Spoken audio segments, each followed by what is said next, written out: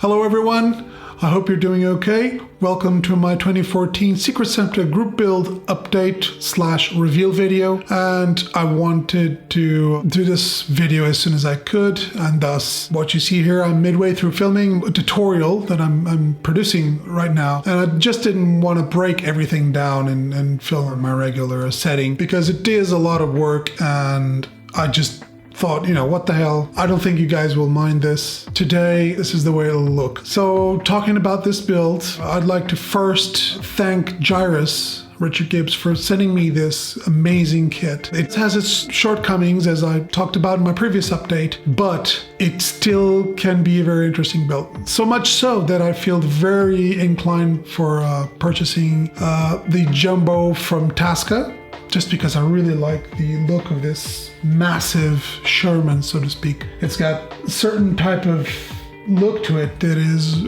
actually quite interesting. So here's what I've done to it. As you can see, I added a little base to the kit and some stowage in the back. And the stowage was mostly Academy from a couple of sets that I have, World War II and modern era sets, and a few other things that came with the kit. An extra wheel in a sort of a box that are right now underneath the tarp. Then these jerry cans, and I think it's a food can in the middle, and then there's also a box of ammunition, a couple of rolled tarps or beddings or whatever. It was like a set of them for €5. Just, regular unbranded type of thing. Everything else was made with green putty, the tarps, the rolled tarp in the back. Also used some cotton string, or I think it's cotton string, and very, regular run-of-the-mill kind of thing. After modeling this, I textured it with Tamiya putty, just so it could give it a rougher texture on the tarp on top.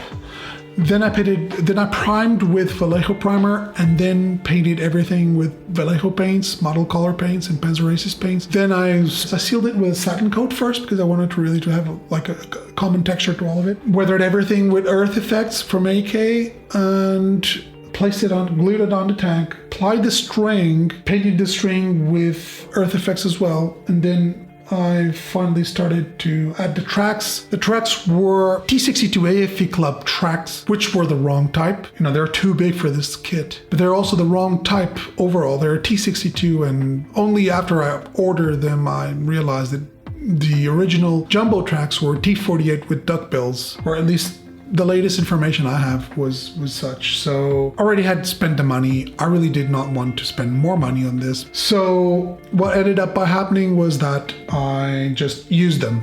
And maybe somewhere in the war, some T62 tanks might have been used with this tank. I don't know. And I'm not going to say it didn't happen. It is what it is. I think the tank is maybe smaller than it should be, because the AFE tracks are way too long for this chassis. So I believe that, accuracy issues with this Tamiya kit, most likely. I just worked with what I had. My intention was to make it look good with the minimum resources possible. I believe I actually achieved that. I think it doesn't look ugly, it doesn't look bad. I think it's not a award winner, but I think it isn't all too bad, I think. After that, I applied some spatter on the sides with Wilder products and earth effects and plaster, and I used that to weather all of the undercarriage, to spatter the mud on the back side of the tank and on the sides, and also in the front. I really loved working with those. I also used those to